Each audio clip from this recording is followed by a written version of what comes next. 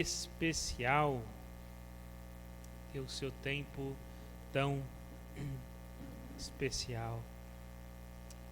Quero convidar os irmãos a abrir em Efésios capítulo 2 a partir do verso 11.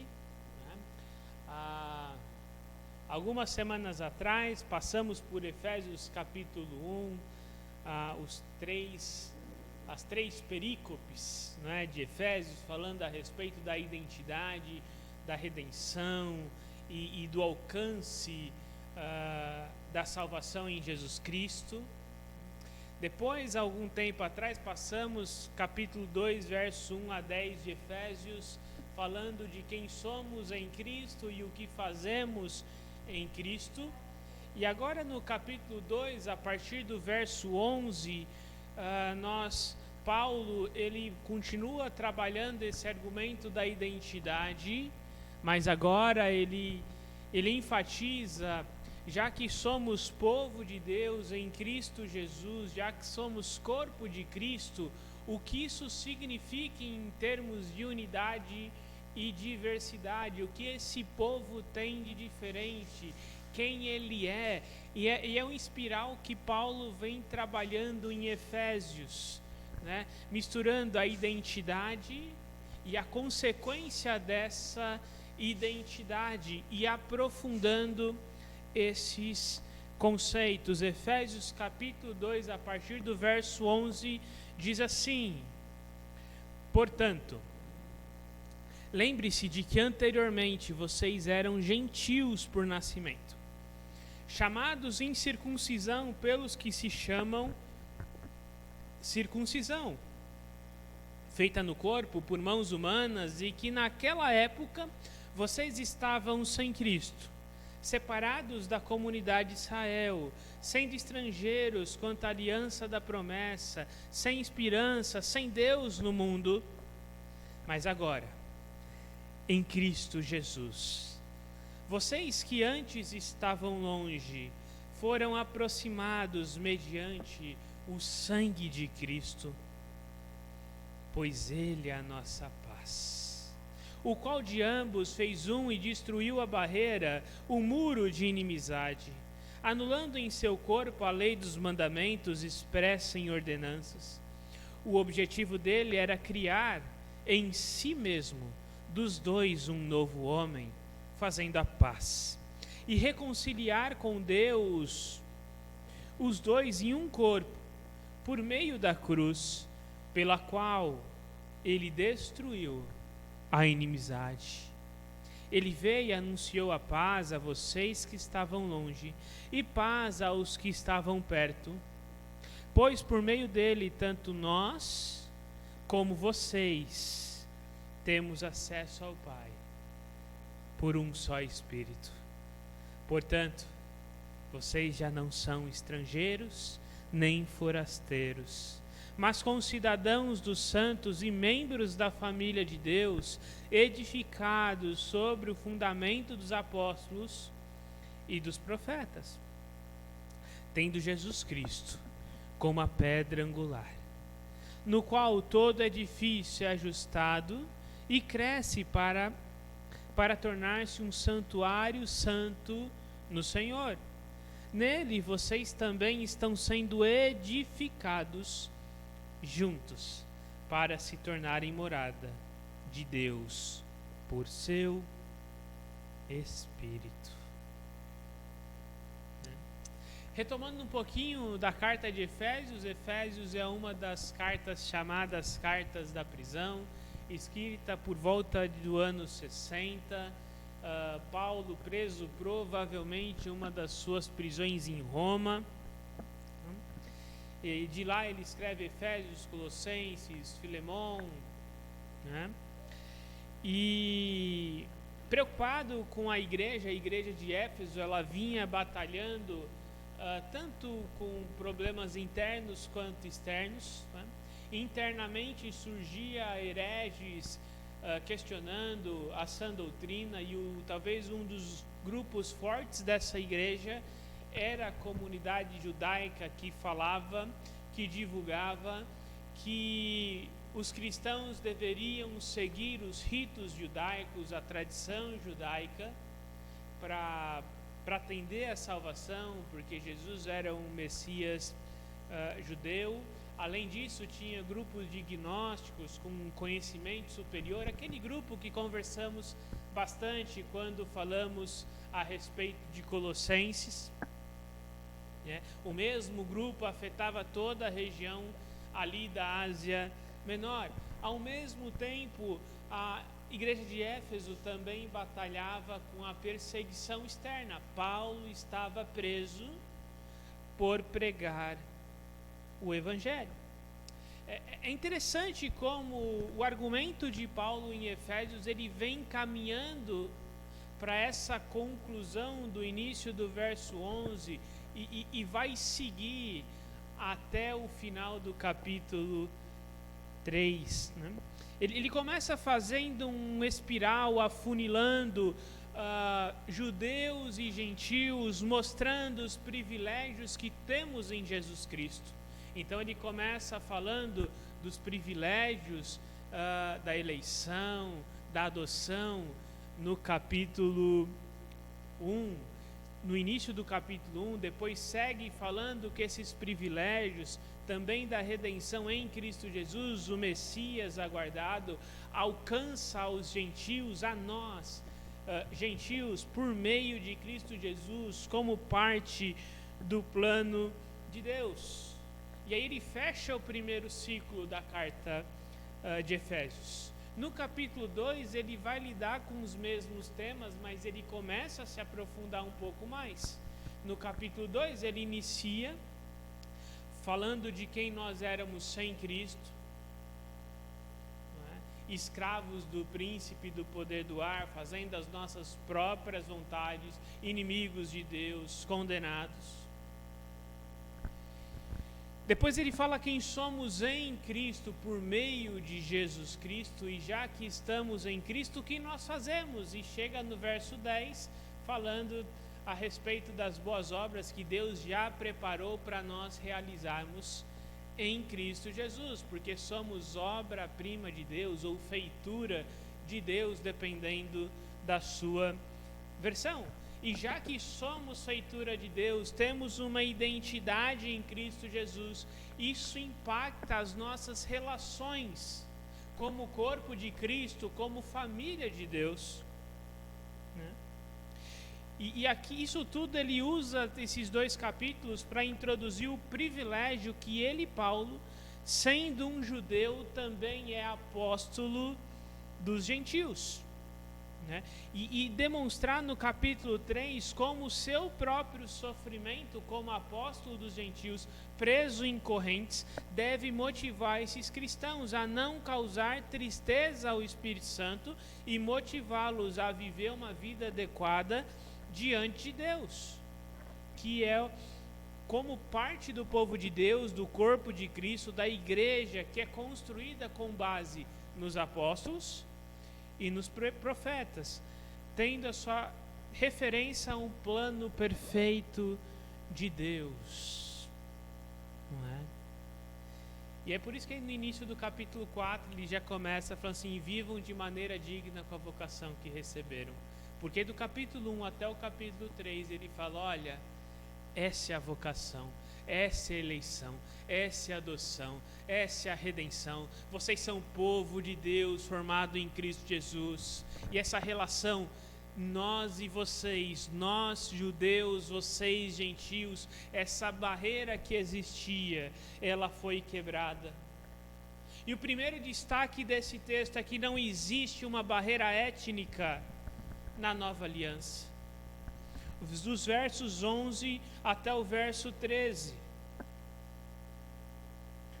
Versículo 11 até o versículo 13. Portanto, lembrem-se de que anteriormente vocês eram gentios por natureza, chamados incircuncisão pelos que se chamam circuncisão, feita no corpo por mãos humanas, e que naquela época vocês estavam sem Cristo, separados da comunidade de Israel, sendo estrangeiros quanto às alianças da promessa, sem esperança, sem Deus no mundo. Mas agora em Jesus Cristo, vocês que estavam longe foram aproximados mediante o sangue de Cristo. Pois ele é a nossa paz, o qual de ambos fez um, destruiu a barreira da inimizade. Ele começa esse trecho com um advérbio. Portanto. Portanto. É um advérbio que indica consequência. Olha, já que somos criação de Deus realizada em Cristo, versículo 10, em Cristo Jesus para fazermos boas obras, as quais Deus preparou antes para praticarmos. Aqui ele está falando da identidade. Portanto, lembrem-se, vocês eram gentios de nascimento, eram chamados em circuncisão, mas agora, vocês que estavam alheios às promessas, alheios às alianças, agora, essa barreira não existe. E essa barreira, ela não era apenas uma barreira social, não era apenas uma barreira religiosa, não era apenas uma barreira étnica. Se você gosta de estudar história, sugiro que você estude o período intertestamentário.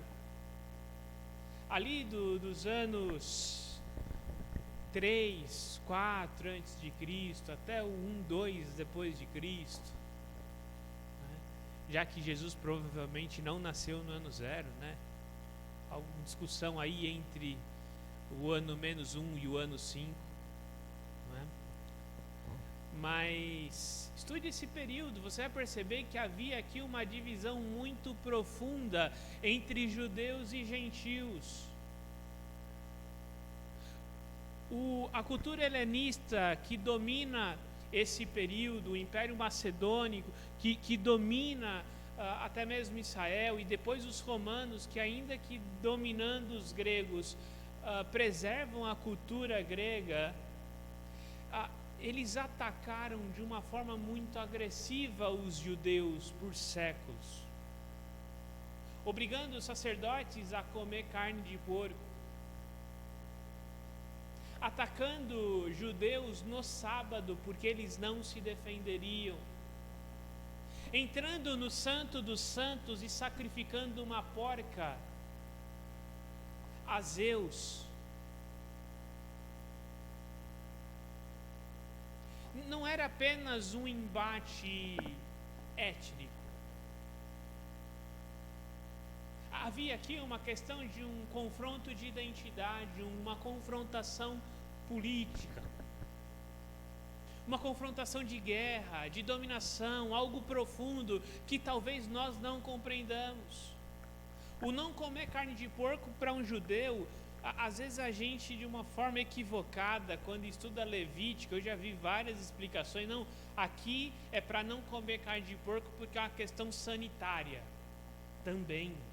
Mas o não comer carne de porco ou guardar o sábado, quando a gente olha o Pentateuco, Deus fala assim, olha, vocês vão fazer isso porque vocês são um povo diferente do povo à sua volta, da terra prometida. Essas práticas distinguiam o povo de Deus na antiga aliança, o identificavam como povo de Deus. Então, quando um sacerdote publicamente era forçado a comer uma carne de porco, ele estava abrindo mão da sua própria identidade, de quem ele era como povo, como nação, como aliança feita com Deus.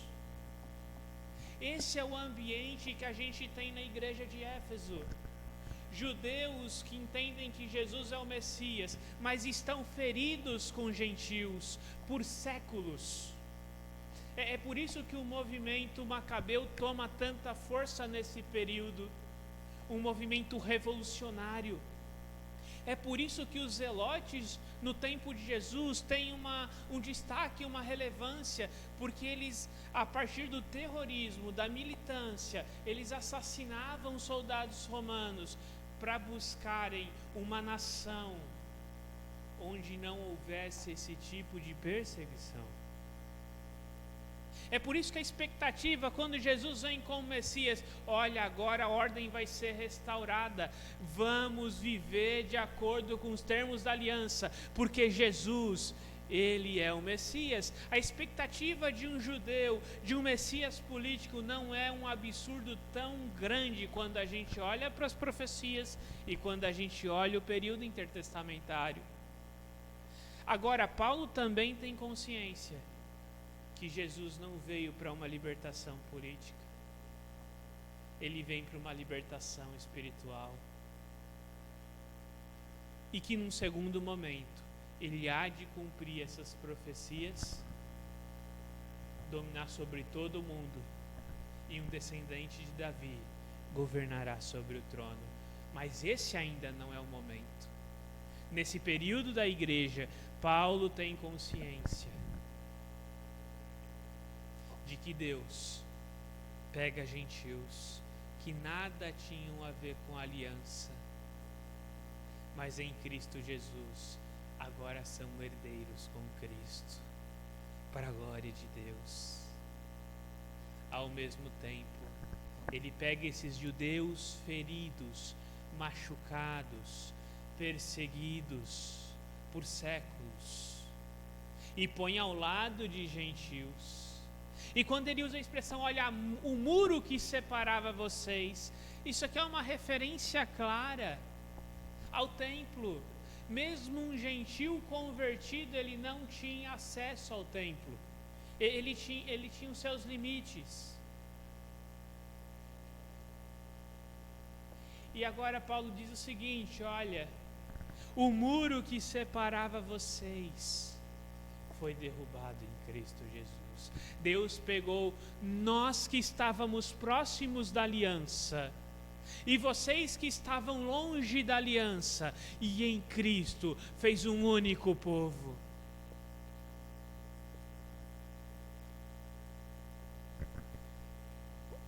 É por isso que me causa desespero quando eu vejo pastores, e para não dizer de outras denominações, vamos ficar só com a nossa, pastores inscritos na Ordem de Pastores Batistas do Brasil, que não se falam por razões políticas. Igrejas que muitas vezes estão divididas por motivações políticas, e vivemos tempos desafiadores.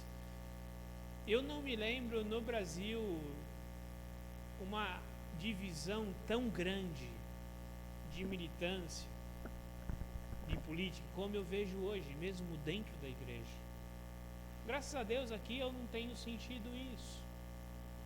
Mas quando eu olho até colegas de seminário, gente séria com Deus, não estou falando de crente mais ou menos, ou de herege, travesti de pastor, não, estou falando de gente que eu conheço, e com a melhor das intenções, mas talvez nós estamos perdendo a dimensão do que é o Evangelho.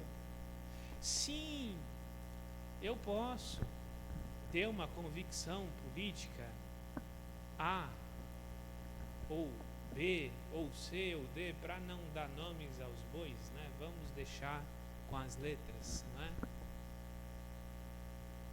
E ser cristão? Posso.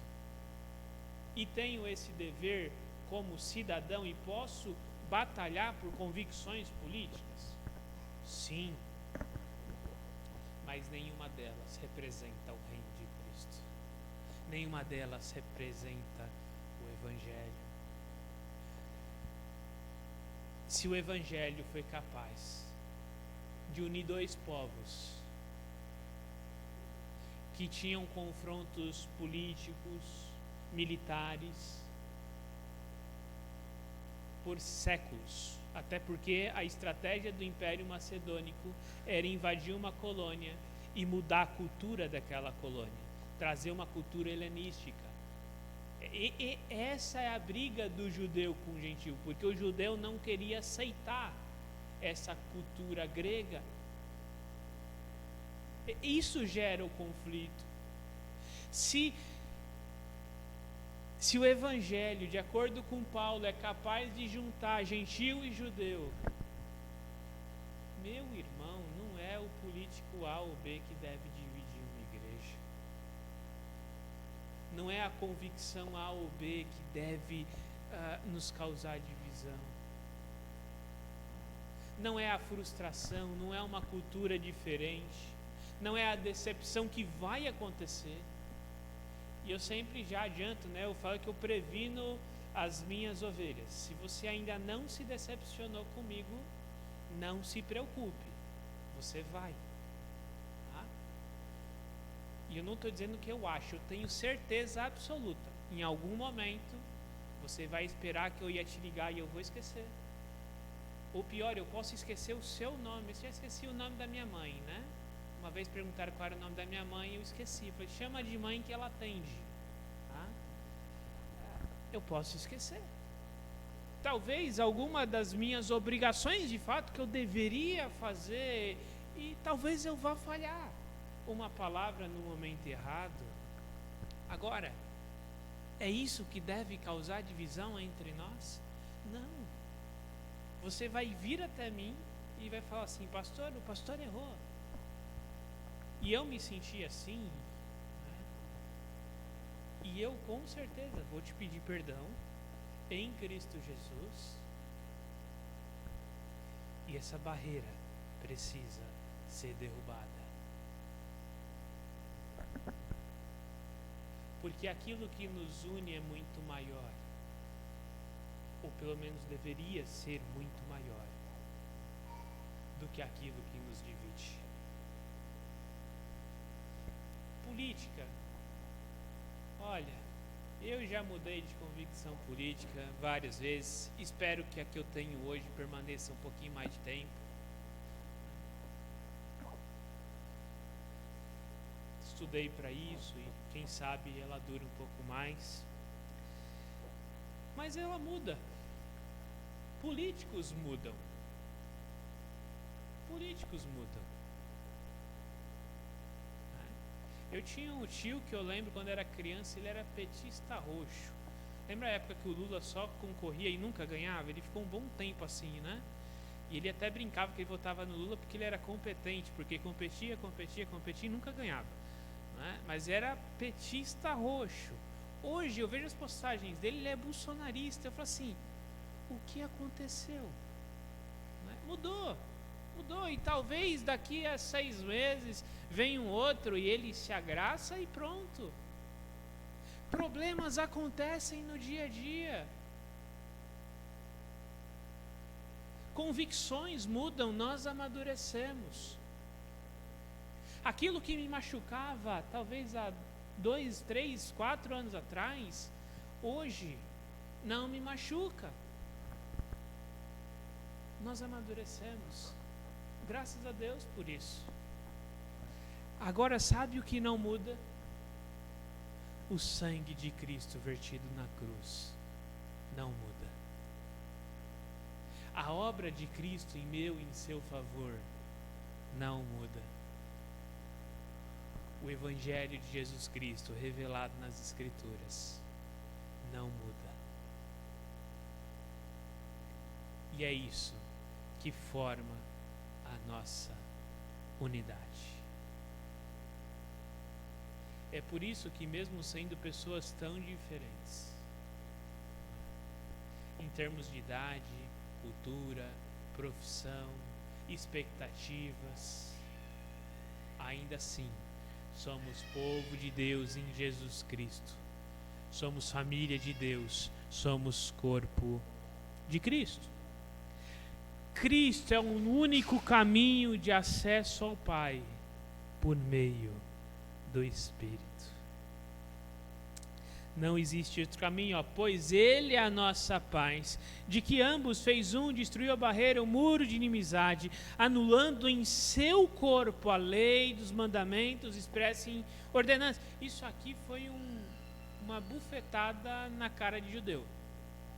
De que Paulo está falando aqui, ó, a lei, as regras, os regulamentos da antiga aliança foram anuladas no corpo de Cristo. Porque o objetivo dele é criar em si mesmo, dos dois, um novo homem, fazendo a paz e reconciliar com Deus os dois em um corpo, por meio da cruz, pela qual ele destruiu a inimizade. Ele veio e anunciou a paz a vocês que estavam longe, a paz aos que estavam perto, pois por meio dele, tanto nós como vocês, temos acesso ao Pai, por um só Espírito. O mesmo Espírito que está em gentios é o Espírito que está em judeus. O mesmo Evangelho que transforma os gentios, transforma os judeus. Nenhum deles estão mais sujeitos à antiga aliança. Cristo é o único acesso para chegarmos ao Pai. Ele é a nossa aliança. Na nova aliança temos aspectos de continuidade e descontinuidade. E talvez hoje a maior briga da teologia é descobrir o que é continuidade e o que é descontinuidade. Se você for um dispensacionalista mais clássico, você vai brigar mais com as descontinuidades. Se você for um meio presbiteriano vestido de batista, né? Tem uns presbiterianos que se escondem de batista, né? Você vai olhar mais para as continuidades, né? Se você for um dispensacionalista mais progressista, você vai ter um equilíbrio melhor nisso aí, né? Ou um aliancista progressista, que agora parece que estão se falando melhor, não é? Vamos ver aonde a gente vai terminar isso, mas o texto ele lida com continuidades e descontinuidades. Por exemplo, o que descontinuou? A antiga aliança. Nós não estamos mais sujeitos à antiga aliança. Deixar de comer carne de porco não nos identifica mais com o povo de Deus. Não guardar o sábado não nos identifica mais como povo de Deus. Perceba, houve descontinuidades, graças a Deus por isso, né? Se você vai no restaurante e pede lá costelinha de porco, né? Dê graças a Jesus Cristo, não é? Porque não estamos mais... sempre tem alguém que pergunta, pastor, comer carne de porco é pecado? Ele fala, pecado é não comer carne de porco, porque é tão bom, né? É um pecado desperdiçar, né? Não estamos mais sujeitos à antiga aliança. Ao mesmo tempo, o texto também diz que esse edifício ele é ajustado no fundamento, no versículo 20, edificado no fundamento de apóstolos e profetas. Então existem continuidades. Deus diz na aliança abraâmica, olha, o seu descendente vai abençoar todas as nações. Cristo Jesus, descendente de Abraão, abençoa todas as nações. Talvez não do jeito que o judeu esperava, mas ele o fez. Aguardamos o descendente de Davi retornar em poder e glória e reinar no trono de Davi de forma plena e soberana. Há continuidades da nossa expectativa e há descontinuidades. Mas o que esse trecho ele destaca é que o único meio de compreendermos, de alcançarmos esse evangelho é olhando para Cristo. Porque a antiga aliança com o sacerdote, ela aponta para a nova aliança, onde todos temos o papel sacerdotal. A antiga aliança com os profetas aponta para Cristo como profeta superior a Moisés. Cristo como sacerdote superior a Arão. Cristo como um cordeiro definitivo superior ao cordeiro que era sacrificado ano após ano. A antiga aliança aponta para a nova aliança. É por isso que tanto o texto vai dizer, vocês gentios, quanto nós judeus, agora fazemos parte de um único povo. Esse sangue de Cristo, essa obra de Cristo, esse evangelho, ele é tão poderoso que ele é capaz de juntar nós e vocês e formar de ambos um único povo para a glória de Deus. E o sinal disso é o Espírito que habita tanto em um quanto no outro. Quando nós lemos Atos, a gente vê a importância disso, né? O Espírito de Deus vem sobre os judeus reunidos, oração em línguas. Depois esse mesmo Espírito desce em samaritanos que oram em línguas. Depois alcançam gentios convertidos ali com Cornélio. E finalmente no capítulo 19 alcança gentios que nada tinham a ver com a aliança. Lá em Éfeso, no capítulo 19. O mesmo Espírito que desce sobre judeus, ele desce sobre gentios e faz de ambos um único povo. Cristo é o único capaz de juntar adversários em um único povo. Talvez a história que mais se assemelha a esse poder que eu já ouvi é de uma judia sobrevivente do Holocausto, em que ela, após sobreviver, falava a respeito de perdão, daquilo que ela passou. Ela perdeu os familiares. Em uma das suas palestras, ela reconhece um senhor que assistia. E esse senhor que assistia era um ex-soldado nazista, agora convertido.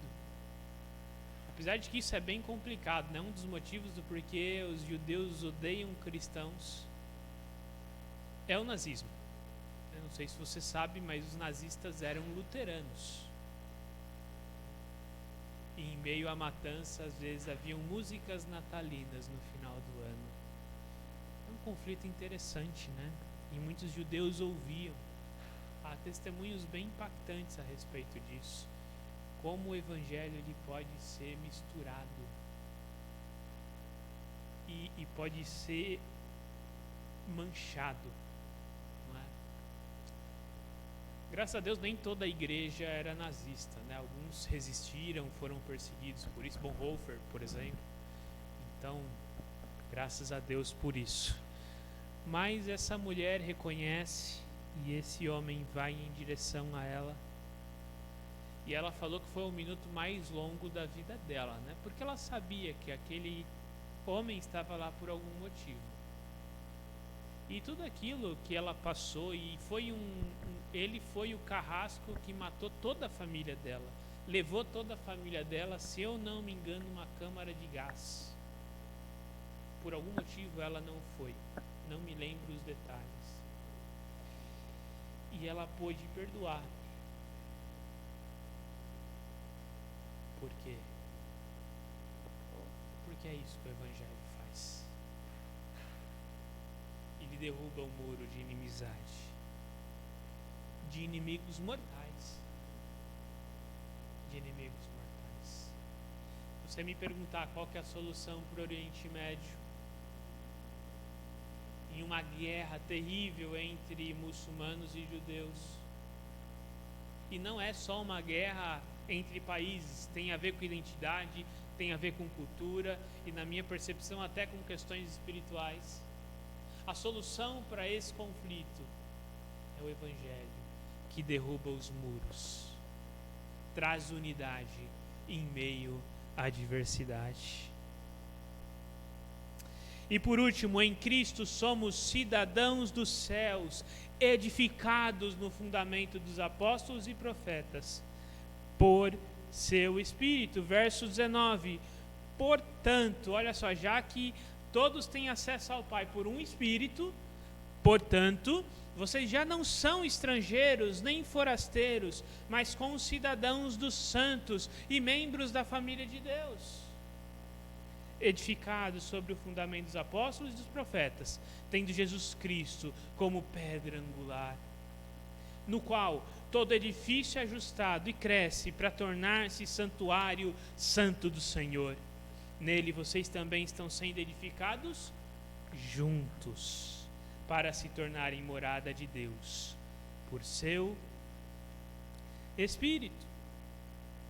E ele conclui esse texto com outro advérbio de resultado: já que temos acesso ao Pai por um Espírito, os gentios, nós gentios, não somos mais forasteiros, não somos mais estrangeiros à aliança. Nós fazemos parte desse povo de Deus formado em Cristo Jesus, cujo fundamento é os apóstolos, um cargo único da igreja primitiva que não se repete, e os profetas, mostrando a continuidade do plano de Deus, em que Cristo é a pedra angular que une as alianças. A antiga aliança aponta para Cristo e Cristo é o fundador da nova aliança. A igreja é o propósito e o plano de Deus, onde somos encorajados e ajustados pelo plano de Deus como edifício e morada. Aqui a palavra também, a palavra sinagoga, trazendo aquela ideia da sinagoga da antiga aliança, tá? Em que Deus habitava no meio do seu povo. Aquela ideia do tabernáculo da antiga aliança. Assim Paulo conclui o trecho destacando a herança compartilhada que esse novo povo de Deus tem. O seu maior valor nacional não deve ser aquilo que eu espero nesse mundo, mas a eternidade conquistada em Cristo Jesus, nosso Senhor. Mais do que brasileiro ou qualquer outra cultura que eu tenha, eu sou cidadão dos céus. Que lições trazemos de um texto como esse? O único meio de nos aproximarmos de Deus é a pessoa bendita de Jesus Cristo. Não existe salvação em nenhum outro. Todos necessitamos dela, independente da nossa etnia ou cultura. Não há espaço para um nacionalismo exagerado. A igreja é o povo de Deus no mundo, está em Cristo, aguardando a eternidade, e não depende de etnia ou cultura, independente de que cultura seja. E aqui pode ser uma cultura étnica, né, de um povo, ou até mesmo a nossa cultura como igreja. A igreja é parte do plano eterno de Deus, de salvar pessoas de todas as nações, e Paulo foi escolhido como apóstolo dos gentios. Participamos de todas as promessas como herdeiros, por causa da cruz. Mesmo não sendo judeus, né? Não estamos mais debaixo da lei, que foi anulada no corpo de Cristo, mas vivemos a semelhança dele, e o seu padrão é muito superior. Isso a gente vai ver no desenvolvimento de Efésios capítulo 4, de 4 e 5, ele vai lidar justamente com esse padrão de vida de quem é redimido. E devemos diariamente agradecer a Deus pelo seu plano eterno, que temos o privilégio de participar e propagar. Temos o privilégio de participar e anunciar. Em Cristo somos povo e família de Deus, independente da nossa origem e história. Somos irmãos em Cristo. Se eu falar do meu passado, de repente ouvir você, a Ana, o Lucas, Igor, Otávio, Lília, Douglas, Luana, tantas histórias diferentes. Mas nada disso muda o fato que somos família de Deus em Cristo Jesus. Em Cristo, somos povo e família de Deus, independente da origem e da história. Vamos orar mais uma vez. Pai amado, Pai querido, muito obrigado, Senhor, porque até aqui o Senhor tem cuidado de nós e nos sustentado. Obrigado porque somos unidos em Cristo Jesus, somos povo de Deus, família de Deus, corpo de Cristo. Que essa realidade impacte os nossos corações, dia após dia. E oramos em nome de Jesus. Amém. Vamos mais uma vez louvar ao Senhor.